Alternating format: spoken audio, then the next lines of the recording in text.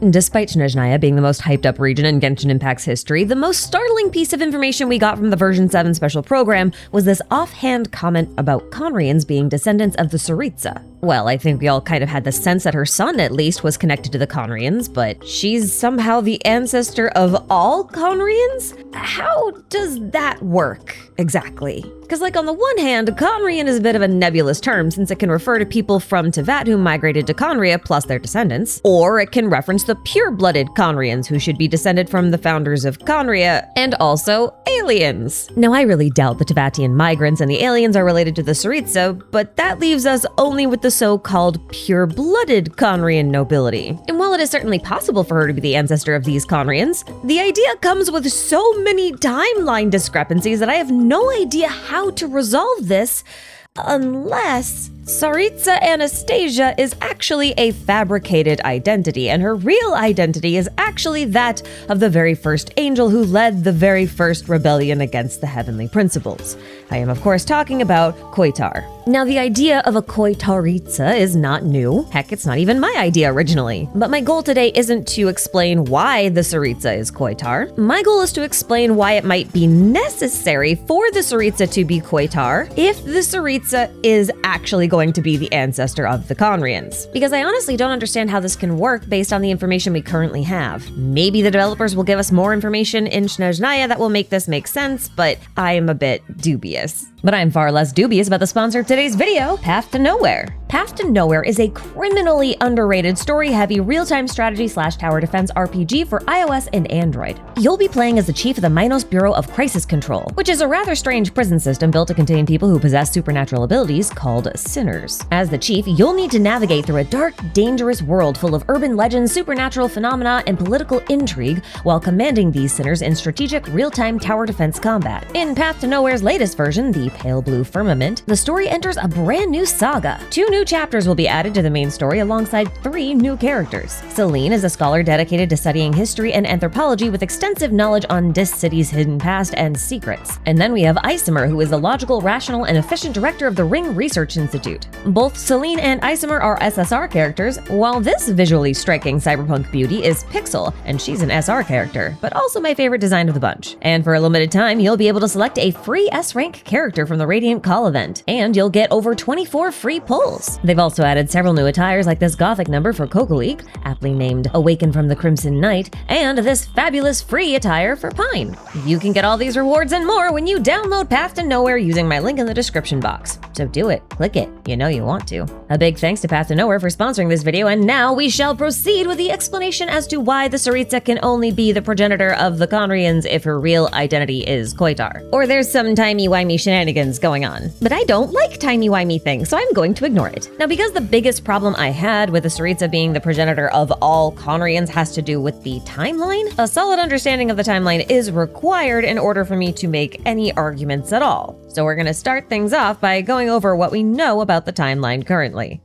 In the beginning of time, Nibelung was the original god of Teyvat. One day, he met an astral-projecting space alien we're gonna call Voyager, who told him that the universe was dying because of the Abyss. Nibelung became curious about the Abyss after she left, so he went into deep space to investigate for himself, leaving behind 3 moon goddesses to guard Teyvat in his absence. But then some other alien by the name of Phaenus crash-landed on the moon and then conquered Teyvat, repopulated it with humans, and made some angels to guide the humans. During this time, Voyager returned to Teyvat but couldn't find Nibelung, so she possessed the body of a human boy with star-shaped pupils and tried to figure out what exactly happened to Teyvat while she was gone. During this time, she met the first angel, Koitar. The 2 of them fell in love and then decided to launch a rebellion against the false alien god aka Phaenus aka the First Descender. Early on in this rebellion, now known as the War of Funerary Flame, Nibelung finally returned from his spacefaring adventures. But he also brought the Abyss back with him, so his return infected the entire planet with the Abyss,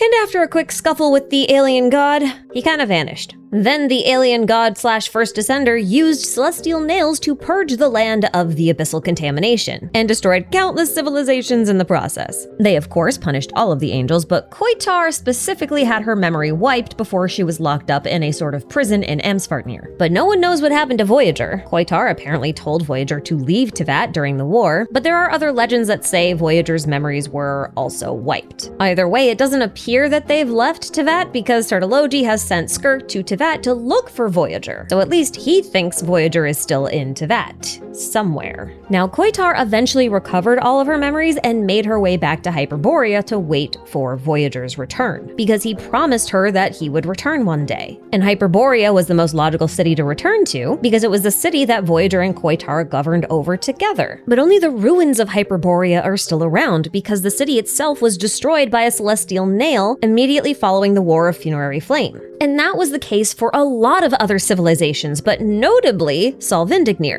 Now, presumably, all of the celestial nails were launched at around the same time because the purpose of them was to purge the abyssal corruption from the land immediately after the war. Now, Solvindignir is a little bit unique because that city wasn't destroyed on impact. Instead, the celestial nail actually broke the ley lines, which turned the entire mountain that was once a lush green paradise into a frozen wasteland. And that meant that the people there died a slow death over the course of a few years. And it was during this very narrow window of a couple years after the war that we find our very first mention of khaenri'ah's founding, which means Khaenri'ah was founded either during or immediately after the War of Funerary Flame. Now remember, our main goal here is to figure out the logistics behind how the Tsaritsa can be the Khaenri'ah's progenitor. So the first takeaway here is that the Tsaritsa is well over 6,000 years old. So if you wanted to say that she had a son and that son got married and had a bunch of kids and then they had a bunch of kids, then you could make the case that all Khaenri'ahs are descended from her. But that kind of thing would take generations, meaning her son would have had to have been born thousands of years before the Funerary War,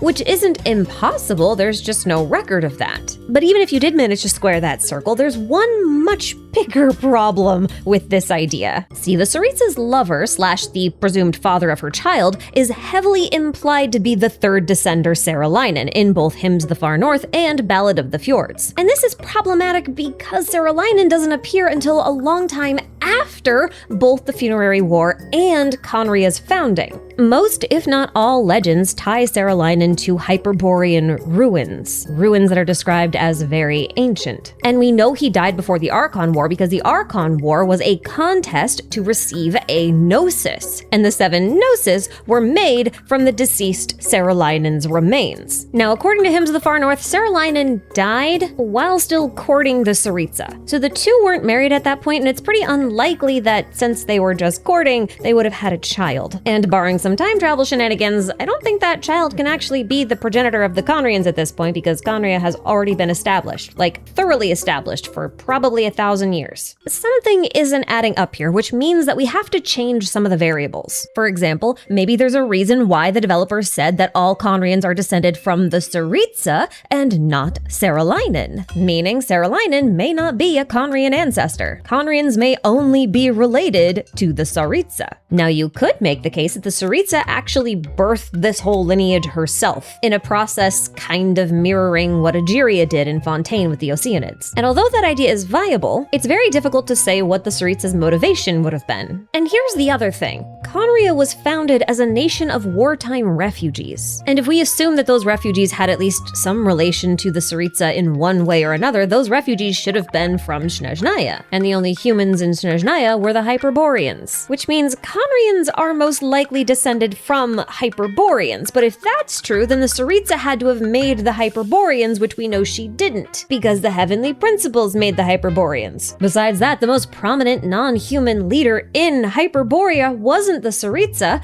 it was Koitar. And see, Koitar would have a motivation for making a brand new race somehow. And she also doesn't have any of these weird timeline discrepancies either. And if we assume that Koitar is the Tsaritsa in some sort of clever disguise, then literally every problem I've mentioned so far today goes away. And the two even have a few things in common. For example, both of them are well over 6,000 years old. That's pretty rare in Teyvat. Second, both Koitar and the Tsaritsa are associated with ice-based powers. Obviously, the Tsaritsa is described as a Snegorochka or Snow Maiden, and she's also currently the Cryo Archon, but Koitar was the one who gave Boreas his ice powers. And Koitar is also implied to have powers over ice in the finale of Deep Gallery set, so you can check that box. Third is the fact that Koitar and the Tsaritsa are both associated with love. I don't feel like I need to explain that. Fourth, both of them are launching wars against the heavens. And fifth,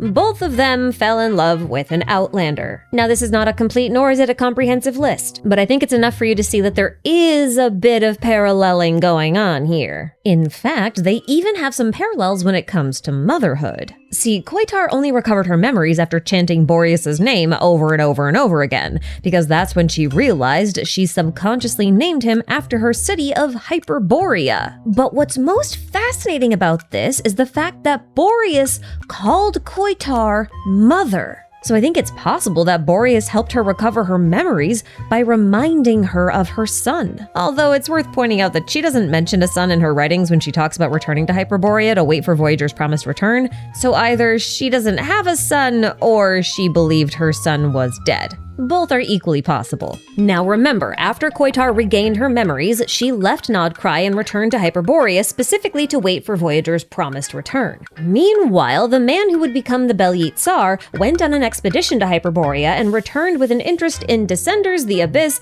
and a Hyperborean baby girl that he adopted and named Axinia. I mention this because up to this point, there's no mention of a wife or empress when it comes to the Bel-Yit Tsar. There's not even a reference to a biological daughter, which should be what the Tsaritsa is supposed to be. There's just his adopted daughter Axinia. The Tsaritsa, on the other hand, just appears one day, which does mean it's possible that, if the Tsaritsa is Koitar, the Bel-Yit Tsar may have found Koitar in Hyperborea and brought her back to court, where she assumed the identity of Anastasia. And she could have had any kind of relationship with the Tsar. Now, she's obviously named after the famous Anastasia Romanov, but the name itself also means resurrection or rebirth, and if we think of Koitar's new identity as a sort of spiritual death, as we've seen elsewhere in the game, then the name kind of fits. I will also point out that after Anastasia Romanov died, there were many imposters that showed up claiming to be her, but none of them actually were the real Anastasia because the real Anastasia was dead. So it's very possible that Hoyo could be referencing this real-world event by having Koitar masquerade under the identity of Anastasia. Now, admittedly, all of this is circumstantial evidence at best, but things get kind of weird once you realize the Bel-Yit Tsar has declared himself to be the heir of the Pale Star. I'm gonna say that again, heir to the Pale Star. That means he's not the Pale Star, and yet he's established the Pale Star Court. And this is relevant because the Pale Star actually comes up twice in relation to Koitar as far as I can tell. Once in her writings where she talks about the Pale Stars of Morning, which bring her hope, and again in the Celestial Gift artifact set where she says, a pale star burns beyond the false firmament, and its very existence proclaims our victory. Now, Koitar was known as the Dawn Star or the Dawn Maiden, so you'd think that the Pale Star of Morning was in reference to herself in her writings. But actually, in her writings, she's longing for Voyager, who she calls the Star of Stars. So the implication is that the Pale Morning Star is, in fact, Voyager, who Koitar believed to have already left Teyvat as requested.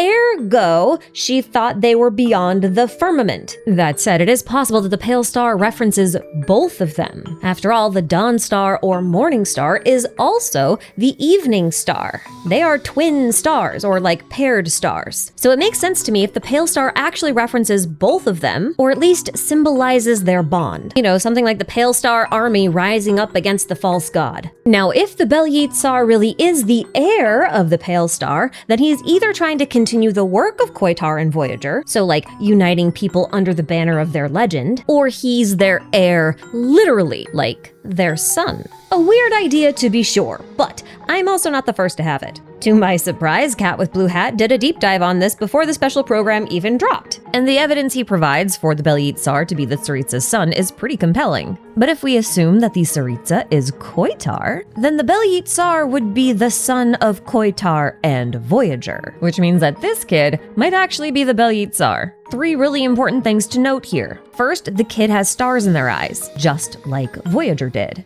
Second, the kid's clothing looks really Hyperborean. It is possible that we just haven't seen any Snezhnayan with clothes like this yet, but I'm working with what we have currently, so I'm calling this suspicious. And the third thing I want to mention is the fact that the Bel Tsar calls himself the heir of sacred blood. Now, the last time we heard of an heir of sacred blood was in Nod Cry with Reed Miller. Reed Miller was the heir to the Sampo, and the Sampo was created by the Hyperboreans and Voyager. The fact that the Sampo requires someone of a sacred bloodline to operate it implies that the Hyperboreans were also of a sacred bloodline, which could also imply that they shared a bloodline with khaenri'ah and Voyager. Is that a coincidence? Maybe. But I find the wording to be a bit specific, especially when we consider the fact that Reed Miller has a lot of parallels with the third Descender. I made a whole video about that, actually. Now, assuming this is true and the boy is actually from the Hyperborean era, then that implies he was born before the War of Funerary Flame. But even assuming this is true, this actually doesn't resolve one of the bigger timeline issues, which is the fact that we actually need a lot of generations to pass in order for khaenri'ah's progeny to actually propagate. And there is no time in the timeline where that could have happened, especially if this kid is the Bel Tsar, because the Bel Tsar had no confirmed biological children, and only would have been of age to make them after khaenri'ah was founded anyway. So either this kid is not the Bel Tsar, or the entire race was created all at once, so there was no need for generational propagation. But in that case, the existence of this child would be somewhat irrelevant, at least for the purposes of today's theory. But the kid's eyes are actually a really good indicator that the entire race was created all at once. Because as far as we can tell, Voyager was like a ghost possessing somebody else's body. So if Khaenri'ahs were conceived through normal means, then we have to assume that the body Voyager possessed already had starry eyes. Otherwise, how would the Khaenri'ahs get starry eyes? But normal conception means we still have that generational timeline issue. But let's assume that the boy's eyes changed to match Voyager's while they were possessed, because that's what happened when Xbalanque possessed this boy in Natlan. How then would you inherit the eyes of this ghost? Well, turns out you can change eyes through artificial and external means. See, Khaenri'ahs of the Crimson Moon Dynasty had their eyes changed due to a mutation caused by the Bale Moon Bloodfire curse, and the curse was the result of being exposed to a mix of abyssal energy and iridescent moon marrow energy. So it's very possible that the Khaenri'ahs' starry eyes are the result of an external genetic mutation that affected their blood. And I think the alterations were made via alchemy and a sort of human genome project.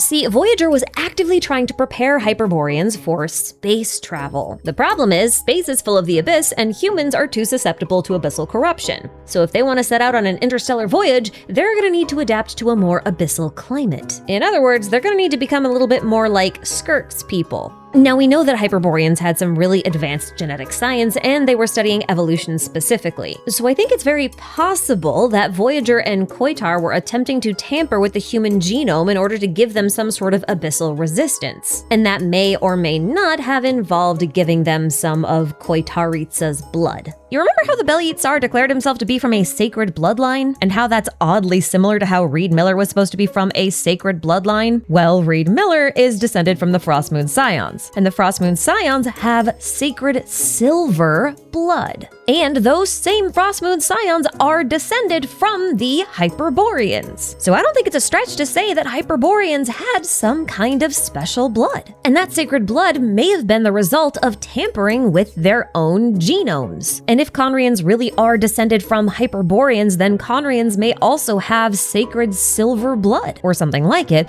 and that blood would give them some level of abyssal resistance. And there is some evidence for this, because these so-called pure-blooded Khaenri'ahs react very differently to abyssal influence than regular people from Teyvat do. It's also important to note that the Heavenly Principles has a curse in place that turns the people from Teyvat into Hilichurls if they abandon Teyvat for other lands like Khaenri'ah, and then come back to Teyvat. But we have a case where that didn't happen. Ratvang was actually from Teyvat originally. He moved to Khaenri'ah to study the Abyss and other things, but Khaenri'ah exiled him back to Teyvat. And everyone was expecting him to turn into a Hilichurl because that's that's what happens. But he didn't, and the reason for this seems to have been his constant exposure to the abyss. While I don't think this is exactly how Koitar and Voyager adjusted the genome of the Hyperboreans, it is important to note that the abyss is connected to the power of evolution. The Abyss Order, for example, has forcibly evolved themselves using the power of the abyss, so it's very possible that Rotvong accomplished the same task through different means. And that may have tricked the system into thinking he was a pure-blooded khaenri'ah. And I do want to point out that something similar happens in Paraneri. When he went to Devat, he didn't turn into a hilichurl as he thought he might. But he wasn't a pure-blooded khaenri'ah,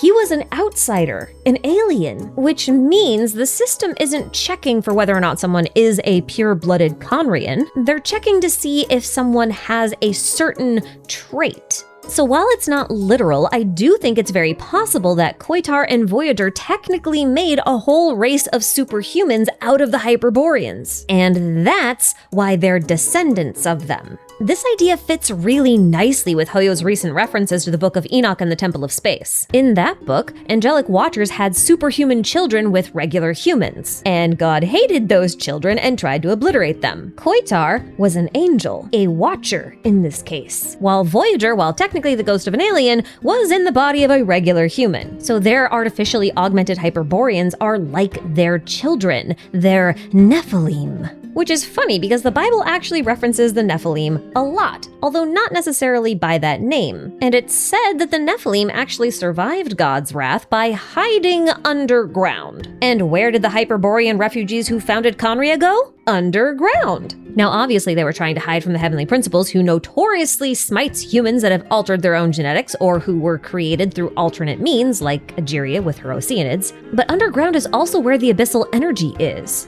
And khaenri'ah was very invested in studying the abyss, which would make sense if they were continuing the work of the Hyperborean ancestors and preparing for space travel. Their advanced weaponry is also pretty reminiscent of the arrow of Tepikoranis, which was a creation of the Hyperboreans under Voyager. And khaenri'ah had also mastered the art of manipulating and creating life through a very special form of alchemy called khaenri'ah. Noteworthy because Hyperboreans learned how to create and manipulate life from Koitar and Voyager, and that's how they created the Snowland Fae. And I was gonna leave the argument there, but we were midway through editing this video when this HoYoLab article dropped. And it says that the Hyperboreans created the Snowland Fae using the authority of life. The thing is, the authority of life should be what the Shade of Life Naberius/Rhindaughter has. So if we take this at face value, then that means Koitar and Voyager knew how to use the authority of the Shade of Life and shared that knowledge with the Hyperboreans. But things are even more interesting than that because Rhindaughter was, and technically still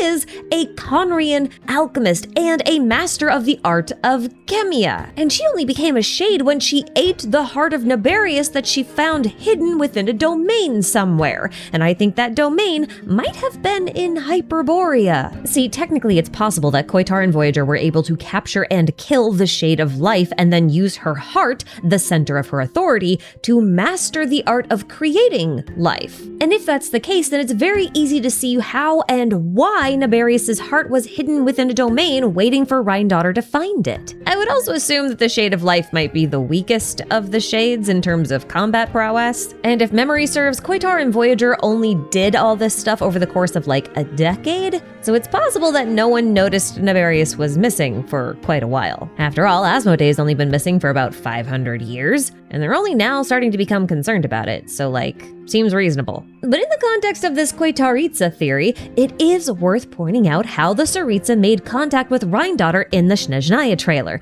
and that her spear bears much of the same symbolism as Naberius' authority. Coincidence? I think not! And if Koitar, Voyager, and the Hyperboreans were messing around with the authority of heaven via the Shade of Life, then having an interest in Descenders is a must, because the heavenly authorities are currently in the hands of the first Descender, and according to the book Paraneri, khaenri'ah was also researching and harboring aliens from outside Tevat, likely in search of a Descender, which is what they mistook the Traveler's sibling for. And since khaenri'ahs are likely descended from the Hyperboreans, we can assume their interests have their roots in their Hyperborean Hyperborean ancestry. Now again, this section has been edited in later, but it occurs to me as I'm recording this that if Koitar and or the Tsaritsa had access to the authority of life, then the surviving Hyperboreans that became khaenri'ahs might have just been created from scratch. All of this combined suggests that the khaenri'ahs are just carrying on the work that the Hyperboreans left behind. In fact, you could argue that khaenri'ahs are technically also heirs to the Pale Stars, which might actually be why their Black Star banner is so similar to the Pale Star banner. And that's part of the reason why it feels so likely that the Tsaritsa is Koitar, because Koitar's war never ended. But this has been an awful lot of talk about Voyager and zero talk about Saralainen, who should arguably be more relevant to this theory since Snezhnaya promises to be full of lore about him as the third descender. And we also haven't really discussed the Koitaritsa's history with them either.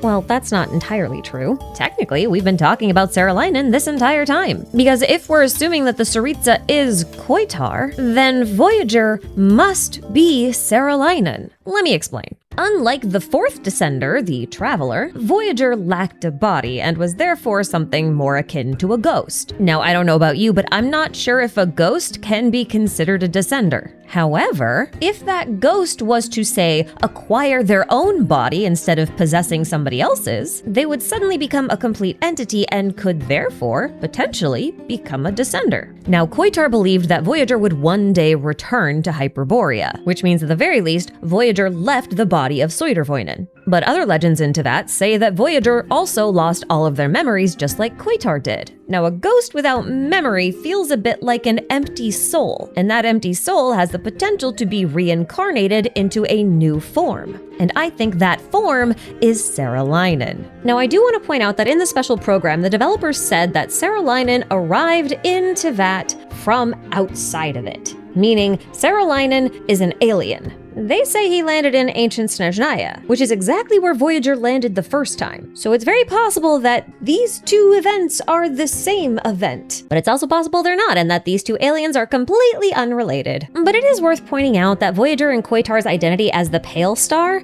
can also be linked to the Pole Star, since Child's signature weapon, the Polar Star, is also called the Winter Pole's White Star in Chinese. A white star is a pale star, and Child is, at the very least, an allegory for Saralainen, which is fitting because pole stars are associated with stellar reactions, which are caused by stellar linchpins, which are products of the third descender. So all that said, our timeline looks something like this. Voyager possesses the body of Soidervoinen and falls in love with Koitar. Together they create or modify Hyperboreans to the point where they can be considered the descendants of Koitar. Then they launch a rebellion, the war happens, and all those Hyperboreans flee underground to avoid destruction and found khaenri'ah. Koitar and Voyager are then punished through separation and memory wiping. Once Koitar regains her memories, she goes back to Hyperborea and eventually meets the Bel-Yit Tsar and joins him at court to become Anastasia the Tsaritsa. Meanwhile, Voyager is reincarnated into a new vessel called Saralainen, and they likely lack a lot of their memories, if not all of them. But through their adventures in Snezhnaya, they end up meeting the Koitaritsa again, and she likely recognizes him and falls in love again. So the two start courting, and then Saralainen/Voyager decides to help the Bel-Yit Tsar with his abyssal research, which eventually gets Saralainen killed by the Heavenly Principles, and then chopped up into 7 Gnosis that start the Archon War. Is this a batshit crazy idea?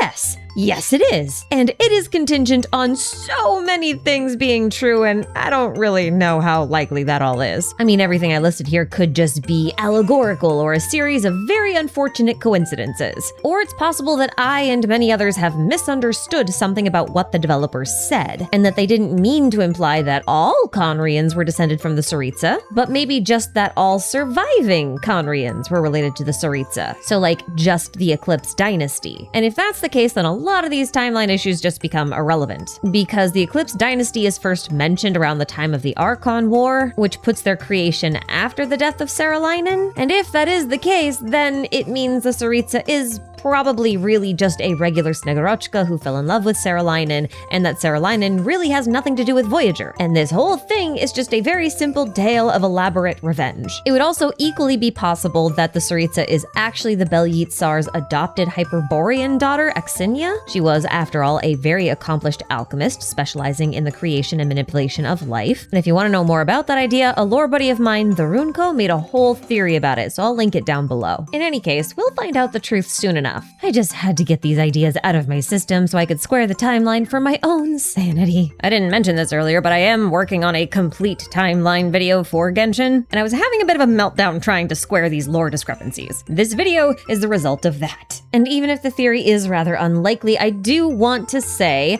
thank you very much for allowing me to make these silly little videos. If nothing else, they are a lot of fun to make, and I think they're a lot of fun to watch. So thank you, channel members, for supporting me and all this nonsensical stuff that I do, and thank you all for watching. Take care of yourselves out there, and I'll see you in Shnezhnaya. Bye-bye!